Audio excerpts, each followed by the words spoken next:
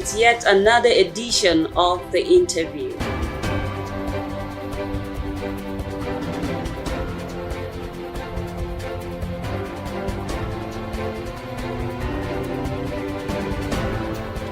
Hello dear, hello our cyber community family. This is Minna TV. You're welcome to The Interview.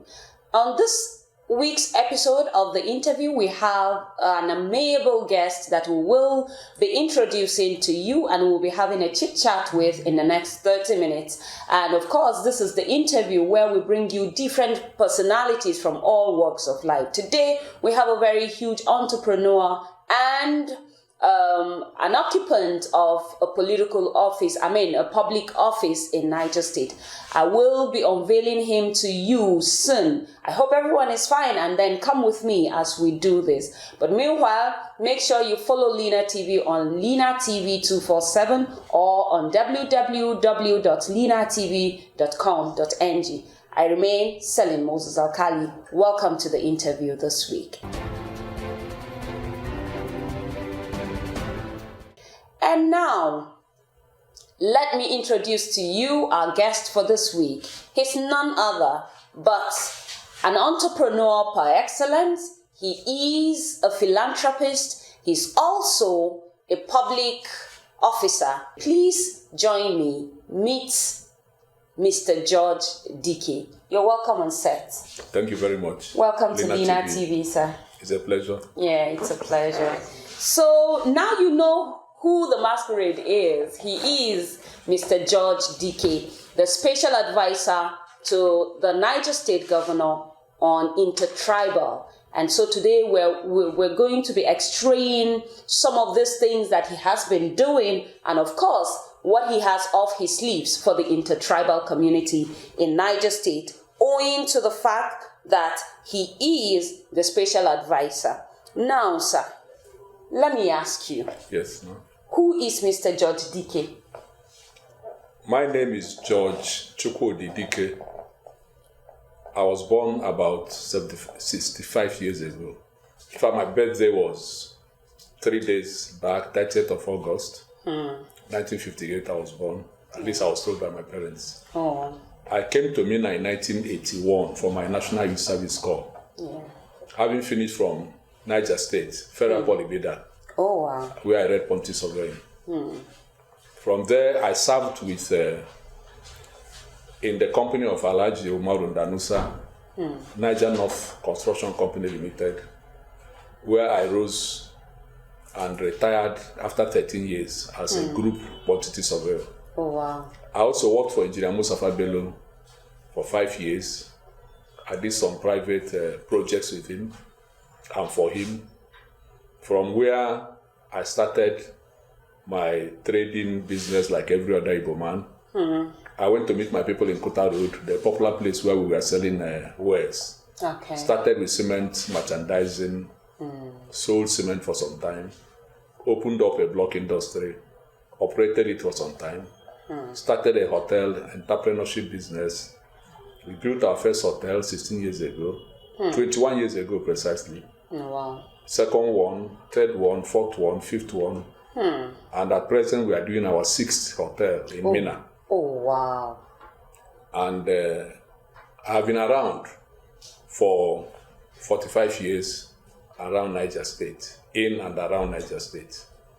And I have lived with the good people of Niger State. I have been assimilated in this environment. I have also assimilated this environment. And this is where I trade my wares. And I've not faced any significant obstacle in advancing my various careers. Today, I'm a fellow of the Nigerian Institute of Quantity Surveyors, which is about the highest cadre you can reach as a quantity surveyor. And I do my business here. Oh, wow. I'm married with four grown-up children. One is a medical doctor. One is a data scientist. One is a business manager. And one is still in the university.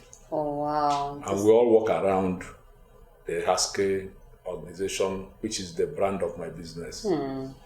So far, that is how far we have gone. Wow. Recently, I've just been appointed special advisor. Yes, we're going to get to that. Okay. We're going to get to that. Thank you. This is so interesting to know that indeed you have grown through the ranks of becoming or called a big entrepreneur. And I know that that is what is the in thing now. You started even before the entrepreneurship ordeals from Niger State, came to bear. But now you have grown through there, and I know that you're training a lot of persons in that regard.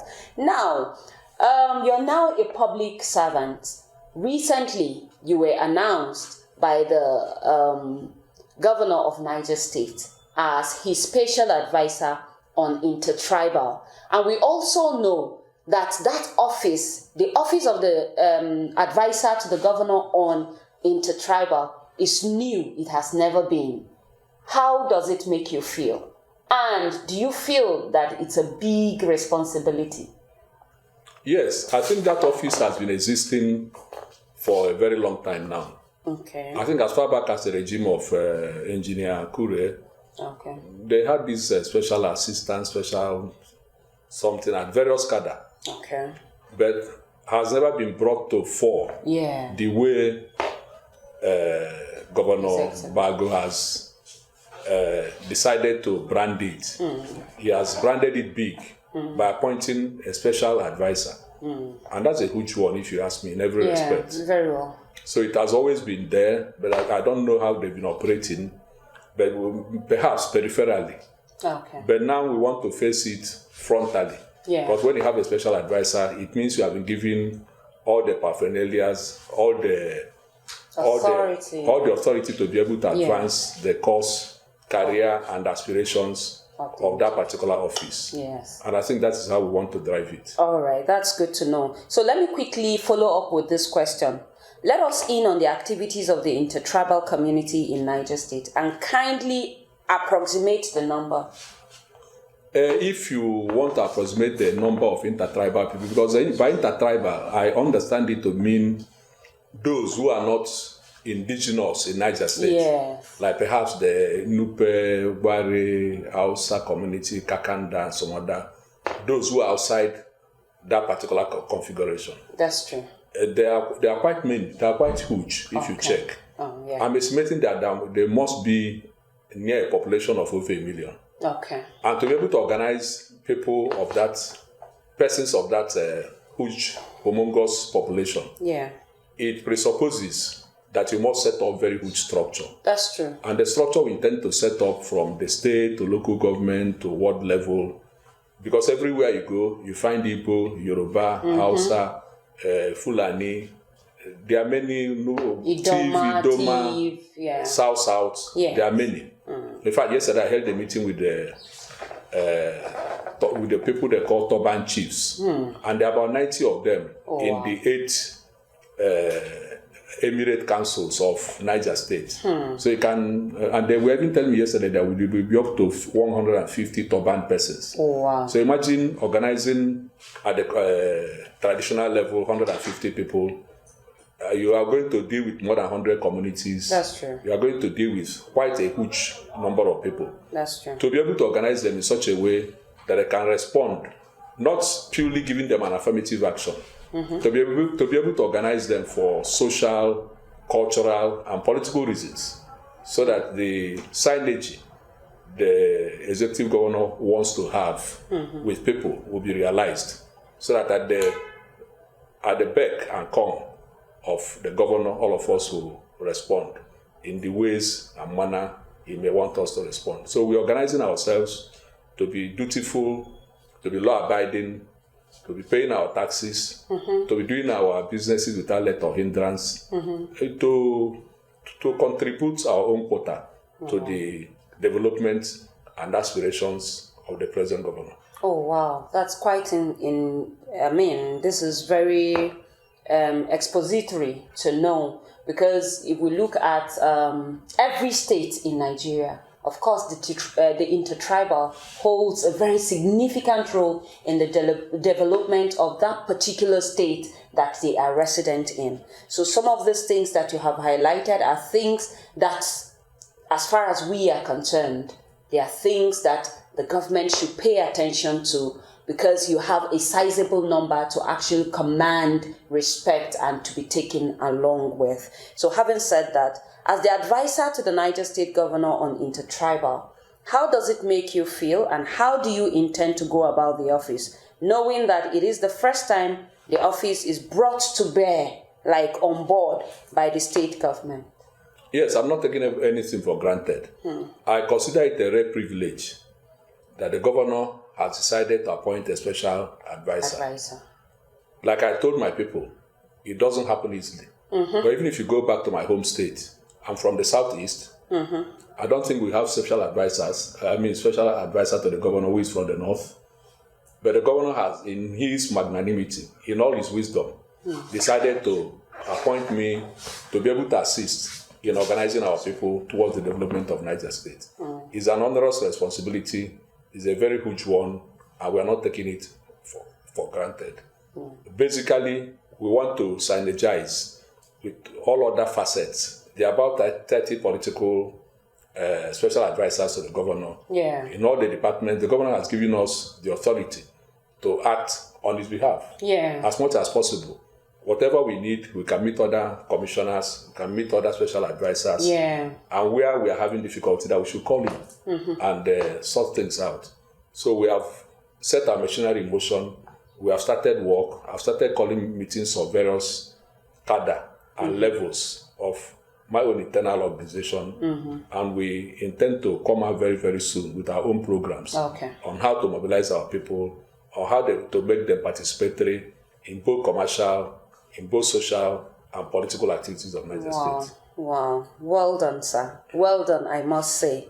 And then quickly, I like the flow of this interview today, because you're just direct and you know your onions, and it is making our work actually easier. So let me quickly follow up with this question, sir.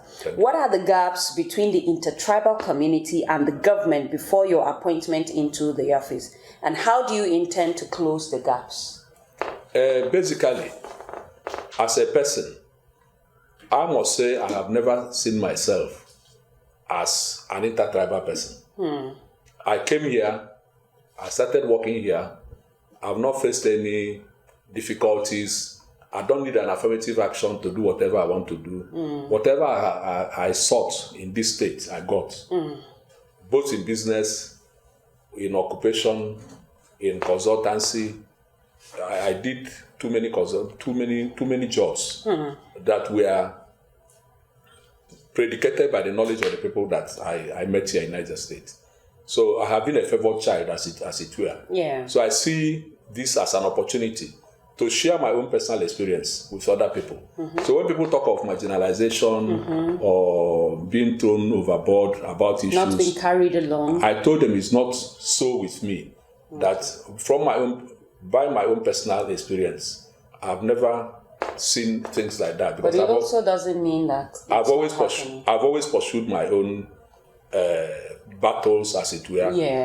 Pursued my goals, pursued my objectives, and I've not seen any impediment. I don't want to carry anybody's cross. So the people I mentor them to be able to overcome obstacles that are natural. You don't have to create an obstacle. You don't have to just wake up in the morning and say, your child cannot get admission in IBB, LAPAI. But you've not tried. You have to first of all pass JAMB, have your 5 credits in the relevant areas, get the parades, then fill form, sit for JAMB, and pass very well.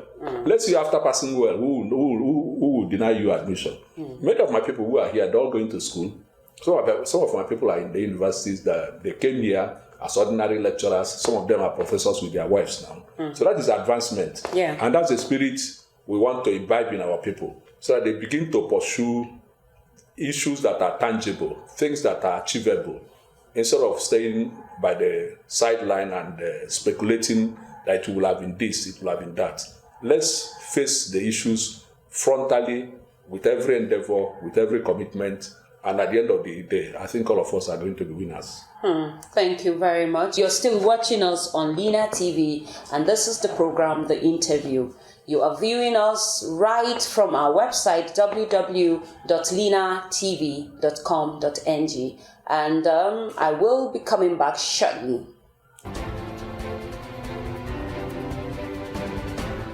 Welcome back. You're still on the set of the interview on Minna TV, and we still have our guest on set. He's none other but Mr. George Dike, the famous entrepreneur and a public office holder. He is the special advisor to the governor of Intertribal, and he is on our set today, and we have been dissecting the challenges and issues concerning the Intertribal community in Niger State. And so welcome back on set, Thank sir. you very much. Sir. So you have said a lot of things, sir, but I would like to ask you this question. This is going to be our second to the last question to you. What advice do you have for young entrepreneurs aspiring to be like you in Niger State and beyond? The problem I have seen, not with the Intertribal only, but with the younger generation generally, and people I mentor, I normally tell them, seest thou a man diligent in his business, he shall stand before kings, he shall not stand before mean men. Whatever you are doing, be diligent, be thorough, make sure that you come out at your best. Sooner or later, you will be glorified in that particular endeavor. But many of our young people are very much in a haste. Imagine I worked for Alhaji Umaru Danusa for 13 good years, and I kept my head low, learning the ropes, getting all the contacts. He was sending me. There was no single person I didn't meet in this state in those 13 years. But I kept my cool. But you find out people come to work with you after 2-3 years. They say they want their freedom. They want to start on their own without really having the pupillage and tutelage and the training required for the rocky road of business in Nigeria. Then I worked with the engineer Musa Bello for another 5 years. If you add it, that's about 18 years. Then before I started quietly and slowly, but steadily. So people should be patient. They should learn a trade. They should learn an occupation. Apart from going to school, what else can you do? Learn one occupation or the other. And you can have a side shop after the necessary training. But the point is that if you don't have the training, you be learning and making mistakes on the job. And when you make mistakes on the job, some of them are fatal. If you make a fatal error along the line of your business, it may cripple your business permanently.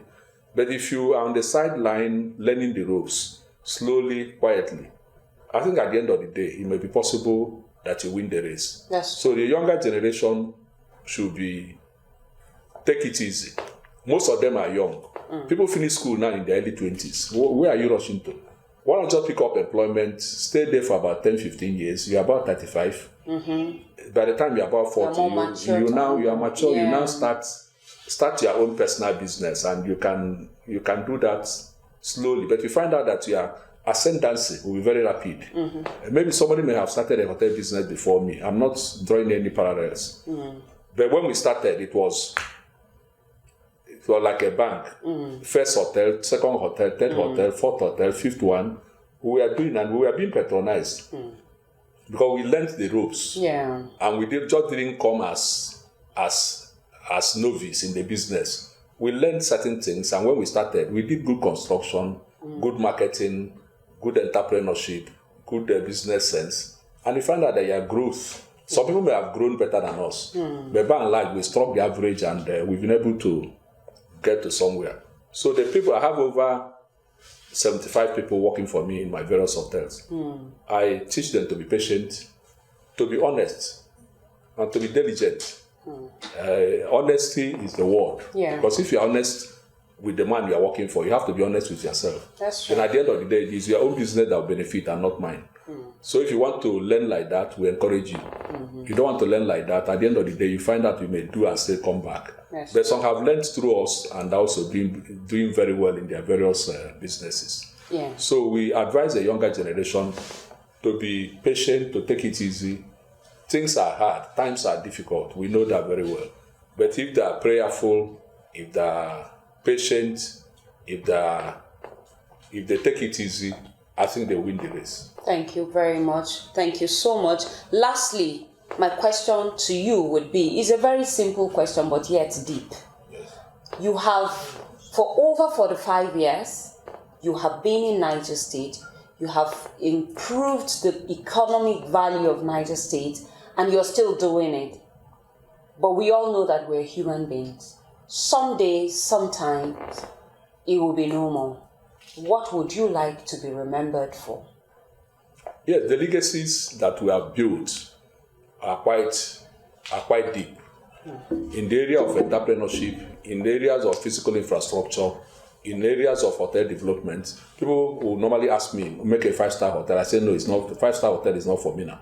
And we don't even have the capital to do that. But even if I have, I won't do that because I know the limits of the social and economic environment that we operate. So we have built our own structure. We have built our facilities. We have built a hotel that we think will endure in the next 2015. Because what we do is to make new hotels so that we don't become a dying brand. So we have had Haskell 1, Haskell 2, Haskell 3, Haskell 4, Haskell 5. We are doing Haskell 6, which is going to be a futuristic hotel. I'm going to make we are going to do a 16-room smart hotel, which will compare favorably with any hotel we find elsewhere. So I don't want to be left behind in terms of physical development. So the people that are coming behind, perhaps my family members, board of directors, and so on, they will go ahead. It's on autopilot. The hotel is moving. Customers are coming. You come and pay us money, and the money goes into our account. And at the end of the day, auditing is done, and we pay our necessary taxes. So we have built a hotel for the past, and for the present, and for the future. So as we are talking now, I'm doing a hotel that will commission in the next 2 months. And that will be a smart 16-room hotel, which is a hotel for the future. So I don't like people coming from Abuja and telling me, if you go to Abuja, you see this hotel. So whatever obtains in Abuja, I want it to obtain here. As a matter of endeavor. So we are trying to brace up to what other people are doing elsewhere. We want to be competitive, and we want to be remembered that when the annals of hotel businesses will be written in Niger State, somebody must mention us. Amen. Yes, Amen. we have tried to be indispensable, both in services, in presence, and in the way we carry out our businesses. And the people of Niger State, they have been very, very cooperative. Like I said, I have not faced any atom of discrimination. If you come to my hotel, you see everybody there. Everybody comes here, and people are not interested in knowing who owns the hotel. But they will tell you they like your services. So we discuss services and individuals. We don't discuss where you come from, where you don't come from, and so on. When you want to go, we ask you whether you had a good deal. If you have some advice to give us, we take. And we perfect. We keep on improving. And I think it's a race that we are in. We are already in the race, and we are doing tremendously well. If I may sound modest. Yes, you are actually, and this is a very good way to end this discussion, this interview this week with you. It was so nice having you on the set of Minna TV, and I hope that when next we invite or call on you, you will avail yourself the opportunity to be with us. It's a great pleasure being with you. Yes, thank you very much. Hello, our cyber community. This is where we draw the curtain on this episode of The Interview on Minna TV 247. It's yet another edition of The Interview.